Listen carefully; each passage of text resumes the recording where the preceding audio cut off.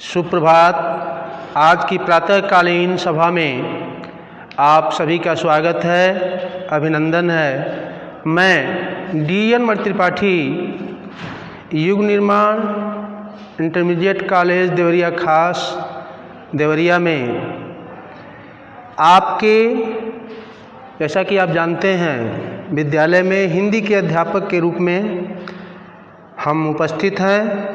आप सभी का स्वागत है। आइए आज कक्षा 8 के छात्र छात्राओं के पाठमाला का नाम है बुझी जली धूप बत्ती। इसके लेखक हैं कन्हैयालाल मिश्र प्रभाकर। कन्हैयालाल मिश्र प्रभाकर, जिनको कि हिंदी में बहुमुखी प्रतिभा का इन्हें लेखक कहा जाता है। इनके बारे में थोड़ा सा बता दें आपको। महान स्वतंत्रता सेनानी, पत्रकार, लेखक, कथाकार, निबंधकार, शैलीकार और न जाने किस किस विधा में आपने लेखनी चलाई। उस लेखनी के धनी के प्रभाव से आपका नाम कन्हैयालाल मिश्र प्रभाकर प्रसिद्ध हुए। आज उनका जन्म 29 मई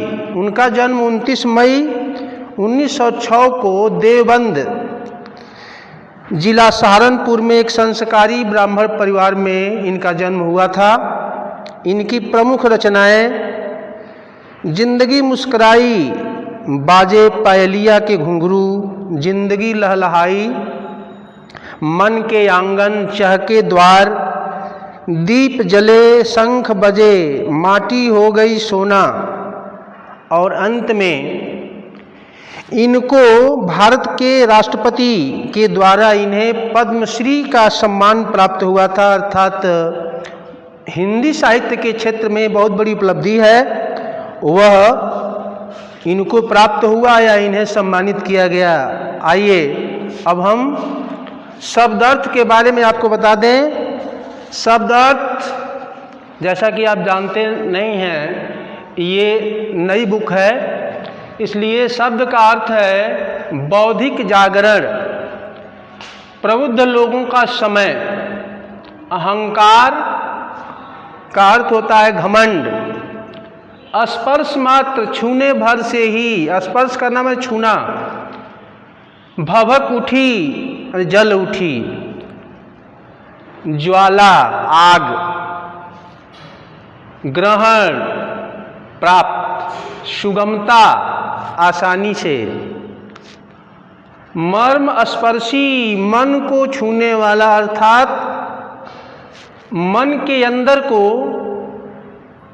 छूने की जिसे प्राप्त हो सकती, उसे मर्म स्पर्शी कहते हैं। संस्मरण, याद रखना, याद करना।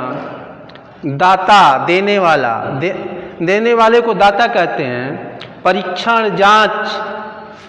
गोश्त को मांस कहते हैं। और रौब उर्दू शब्द है, गोश्त भी उर्दू शब्द है। रौब का अर्थ होता है अधिकार और दिक्कत का अर्थ होता है परेशानी, समस्या। ये रहा शब्दार्थ। प्रिय छात्र छात्राओं, आइए अब आपके सामने इस बुझी जली धूप बत्ती नामक पाठ का व्याख्या हम करने जा रहे हैं। जरा सा आप लोग ध्यान आकर्षित करके सुनेंगे। जैसा कि जानते हैं, अहंकार हमारे चरित्र का सबसे बड़ा दोष है। यदि हम अहंकारी हैं तो यह हमारे चरित्र का सबसे बड़ा अवगुण है। यह हमारे अपूर्ण ज्ञान को प्रदर्शित करता है कि हमारे पास ज्ञान अधूरा है, ज्ञान नहीं है। जबकि उदारता और विनम्रता, विवेक हमारे संपूर्ण ज्ञान के द्योतक हैं। संपूर्ण ज्ञान हमारा विनम्रता और उदारता से ही परिलक्षित होता है, उसे दिखाई देता है। हमारे सद्गुणों का विकास सब सुखों के सागर के समान है। सभी सुख हमारे सद्गुण, उदारता, विनम्रता से ही आते हैं। इनकी आवश्यकता हमें जीवन के हर क्षेत्रों में पड़ती है। जहाँ भी जिस क्षेत्र में आपको जाना है या हम जाएंगे उस क्षेत्र में इसकी आवश्यकता पड़ेगी। एक विवेकशील व्यक्ति कठिन से कठिन परिस्थिति में भी अपने को अनुकूल बना लेता है, वह उस योग्य बन जाता है और उसका उचित समाधान बड़े ही वह अच्छे ढंग से कर लेता है। जैसा कि लेखक ने लिखा है, अपनी कोठरी में आते ही देखा कि कल सुबह धूप बत्ती जो पूरी तरह जली नहीं थी, कुछ जलकर बुझ गई थी, अब भी ज्यों की त्यों खड़ी है। उन्होंने अपने कमरे में धूप बत्ती जलाया था, वह जली नहीं थी, अधूरी जली थी और कुछ जल करके खड़ी थी। आइए पुनः आपका स्वागत है। तो बता रहे थे आपसे कि लेखक अपने कमरे में धूप बत्ती जलाकर चले गए थे। जब आते हैं तो बत्ती कुछ जली हुई दिखाई देती है। वे सोच रहे हैं कि थोड़े बहुत ज्ञान से बौद्धिक जागरण तो हो गया, जानकारी हो गई, लेकिन मानसिक विकास नहीं हुआ। उनके मन का जो मनुष्य के शरीर का जो मानसिक विकास है वह पूरी तरह नहीं रहा, वह अधूरा रह गया।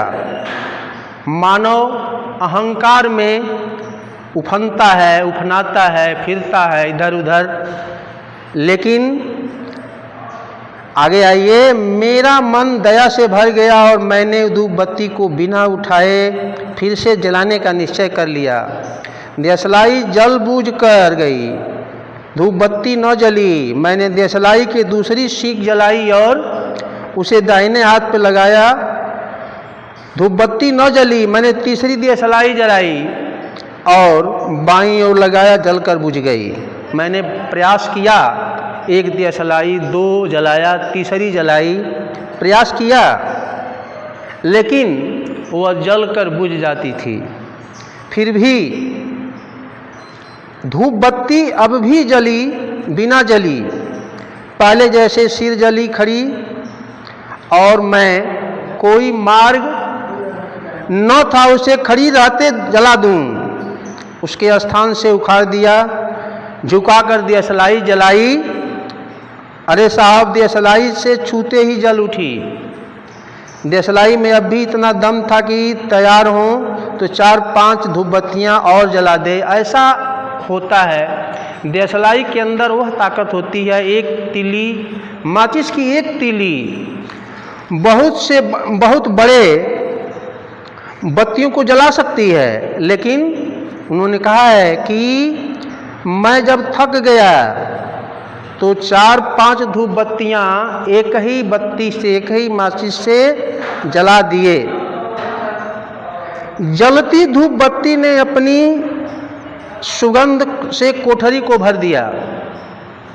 एक ही बत्ती जली और उसका सुगंध पूरे कोठरी में, पूरे कमरे में भर गया। और देशलाई के स्पर्श मात्र से ही, केवल छूने से वह जल करके पूरे कमरे में भर गई। मन ने कहा, कोई बात हो या प्रश्न है कि क्या बात है वह? जब तक 3 देशलाइयाँ जलकर बुझी, धूप बत्ती खड़ी थी और चौथी छूते ही जल उठी। क्या बात है कि एक ही चौथी देशलाई, 3-3 देशलाइयाँ नहीं जल पाई, चौथी छूते ही जल उठी। इसका कारण क्या है? लगता है लेखक को मन में अनुभव की कमी आ रही है। उन्होंने लिखा है कि मेरे प्रश्न का उत्तर आ गया है, मेरे पास अनुभव की कमी है। हर व्यक्ति को इस अनुभव से भली भांति सीखना चाहिए। सुगमता से ग्रहण कर लेने वाली चीज है, क्योंकि उस झुकी हुई धूप बत्ती को देशलाई अपने लौ के पूरे घेरे में ले पाती है और सीधे खड़ी नहीं रहती। सीधे खड़ी बत्ती को यदि जलाएंगे तो वह नहीं जलेगी, अर्थात उसे कुछ झुकाना ही पड़ेगा। तो यह निकली आ रही है। बात में से बात की किसी से कुछ लेना है तो झुकना आवश्यक है। साफ यूं पाने के लिए साफ साफ शब्दों में यह लेखक का कथन है कि कुछ पाने के लिए, कुछ लेने के लिए हमें नम्र होना पड़ेगा। बिना नम्रता के तो कुछ आपको सुलभ नहीं हो सकता है। बेटा बनकर सबने खाया, बाप बनकर किसी ने नहीं खाया। बेटा का बनना नम्रता का द्योतक है। याद आ रहा है संस्कृत का एक श्लोक जिसमें विनय को सुख की कुंजी बताया गया है। उसमें कहा गया है कि विद्या ददाति विनयम। भाव है विद्या से विनय, विनय से पात्रता यानी पाने की योग्यता, पात्रता से धन, धन से धर्म और धर्म से सुख की प्राप्ति होती है। ऐसा संस्कृत का एक श्लोक भी है।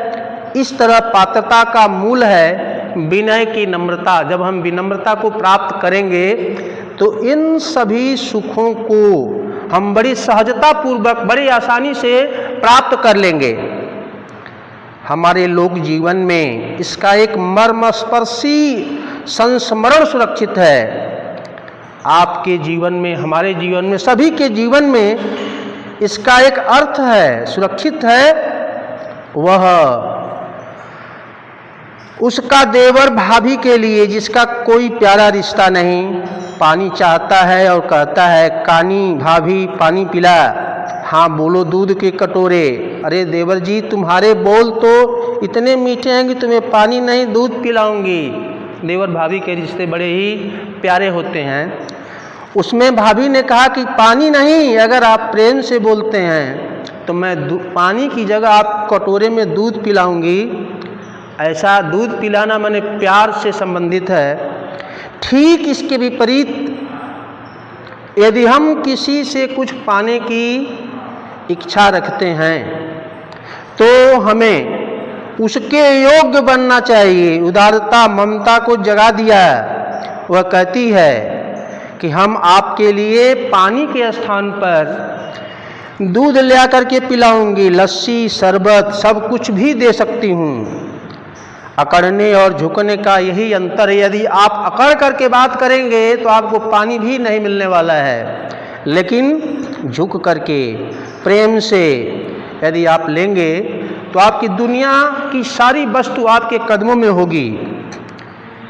एक बार काशी जाकर पूज्य मदन मोहन मालवीय जी के पास लेखक पहुंचे हुए थे। उनके दर्शन करने का सौभाग्य इन्हें भी प्राप्त हुआ।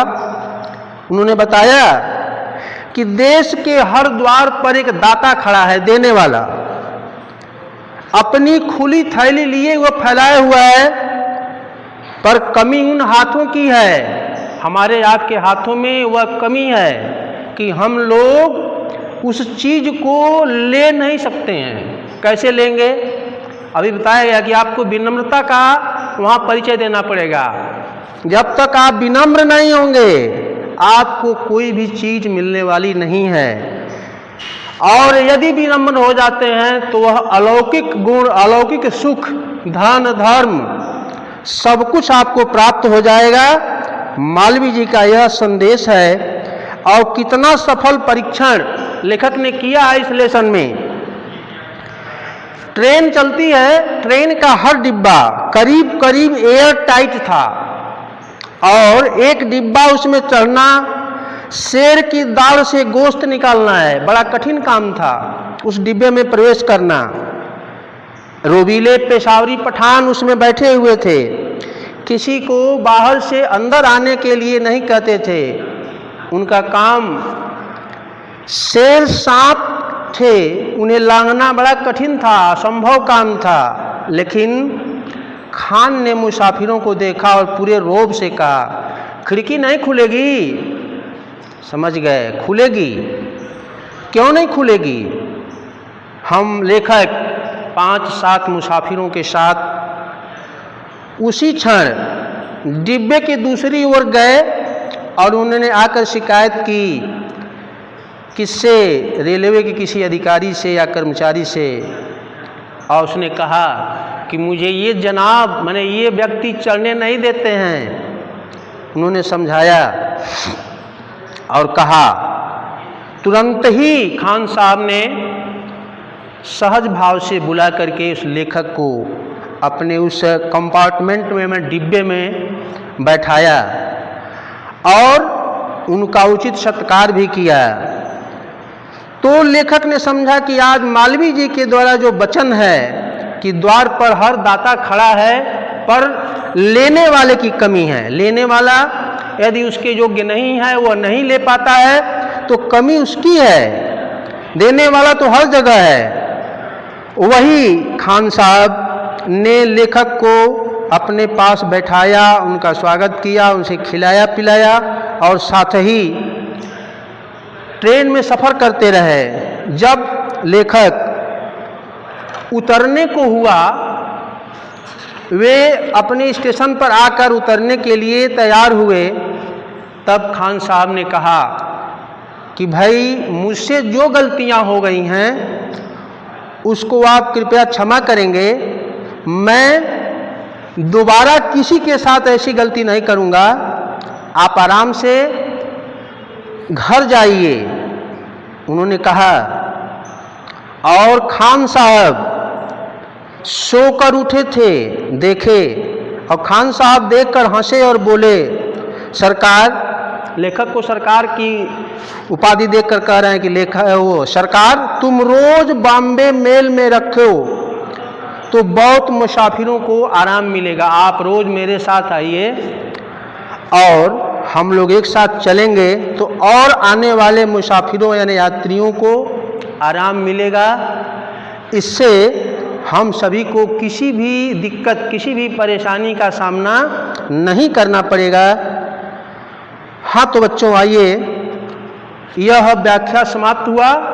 अब हम आपको प्रश्न उत्तर आपके व्हाट्सएप पर, आपके ग्रुप में भेज देंगे और जो भी उसमें समस्या हो, जो भी परेशानी हो, आप बिना किसी हिचकिचाहट के हमारे मोबाइल नंबर पर फ़ोन कर पूछ सकते हैं, कमेंट बॉक्स में पूछ सकते हैं, किसी भी परेशानी को आप अपनी समस्या हल करा सकते हैं। आज के लिए इतना ही, धन्यवाद।